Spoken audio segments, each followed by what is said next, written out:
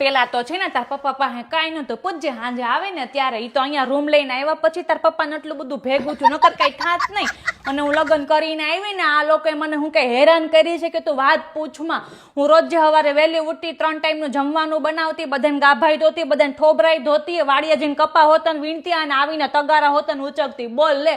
અને એ બાકી રહી ગયું હોય ને તો હું ઢોરને હોતન હાચવી લેતી, તોય આપણને જ નહોતો મળતો. અને તારા પપ્પા બેઠા બેઠા છે ને આ બધું જોયા રાખતા, પણ એમ નહીં કે આપણે એક શબ્દ બોલીએ, ઈથી હું ન કરી હેકા. એટલે તે અત્યારે છે ને તારા પપ્પા મારી નજરની સામે ઉતરી ગયા છે. અને બોલ, લગ્નમાં આ લોકો મને જે ઘરેણું આપ્યું હોય ને બધું મારી પાસેથી લઈ લીધું છે કે તારે જ્યારે પહેરવું હોય ને તારે માંગજે, તઈ આમ દેવું.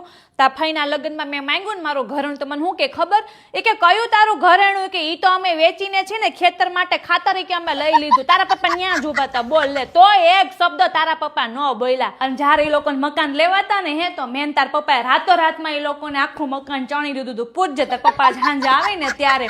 અને એ કાંઈ ઈટું મેં ઉપાડી છે 3 માળ ચડીને, તું વાત પૂછમાં. તો એ લોકોએ કથા રાખીને તોય અમને એક ફળ ન આવ્યો, તોય તારા પપ્પા ન્યાય કાંઈ ન બોલ્યા. ન્યાય એટલે તારા પપ્પા છે ને મારા નજરની સામે ઉતરી ગયા છે.